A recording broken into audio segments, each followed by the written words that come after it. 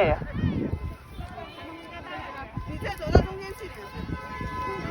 Good afternoon, everyone. Good afternoon.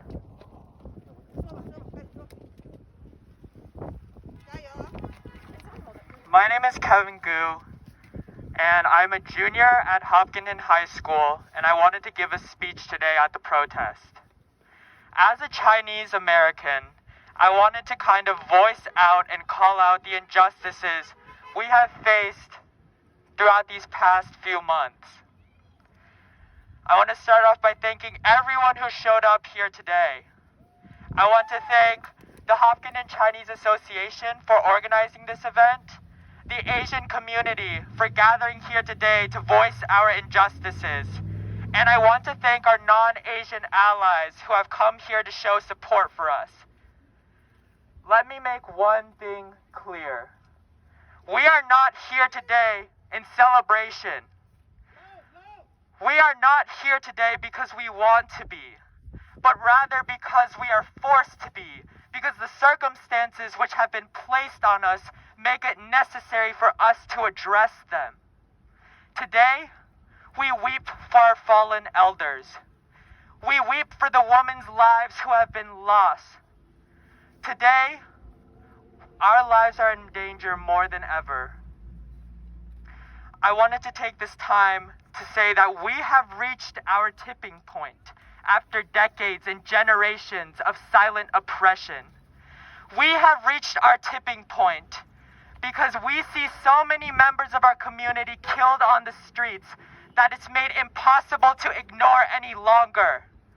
Silence is no longer an option. We will stand together.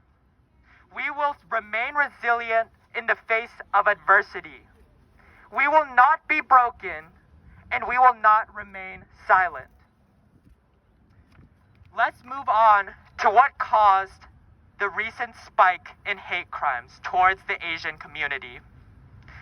Kung flu, Chinese virus, yellow virus, all of these terms which have been used for the global pandemic, all of which have nothing to do with the elders and nothing to do with the Asian American community. Spreading this hateful rhetoric, spreading this false rhetoric, contributes to racism in its purest form towards the Asian American community. It puts a target on our back. It puts a target on our women. It puts a target on our elders. It is absolutely unfortunate that I have to explain why this is wrong, why this is dangerous. The recent spike in a 1,900% increase in Asian-related hate crimes is not a coincidence.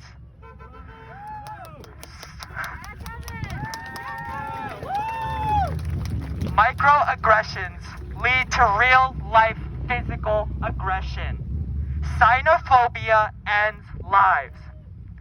I am appalled that we are still facing acts of hatred such as these in our day and age in America today.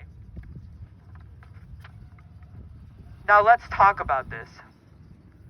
My friend lives with his grandparents. They come from Taiwan. My friend is afraid to let his parents go to the grocery store alone. He is afraid that they will get attacked in public. He is afraid that no one will be there to help them when that happens, and he is afraid that they might never return home because they'll have their faces slashed in the streets. We need to stand together. We need to realize these atrocities. We are afraid as an Asian American community because we see that they are deranged individuals who are attempting to take out their anger onto us. We are tired because we have a target on our backs. And we are so afraid because society is pushing back with all its force to silence our voices. They are trying to erase these atrocities. Now let's talk about what happened March 16th, 2021, 4 days ago, a white man targeted 3 different spa locations and shot 8 different people. 6 of those killed were East Asian women. My heart goes out to the victims and the families of those victims which have been affected by the shooting in Atlanta. Let's take a moment of silence to respect their lives.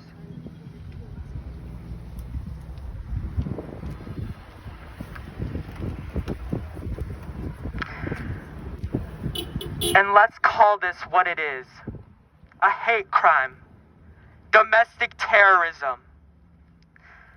Let's also take a look at what the media has had to say about this. Here are some recent headlines in recent news articles published by various media outlets. 8 killed in Atlanta area massage parlor shootings. 21-year-old in custody. 8 killed in Metro Atlanta shootings. Suspect is in custody. 8 dead from massage parlor shootings. Police have suspect in custody. Where is the mention that this man went to places with primarily East Asian women? Where is the mention that he targeted them? Where is the mention that this was a white man? And where is the mention that this was a racially charged hate crime?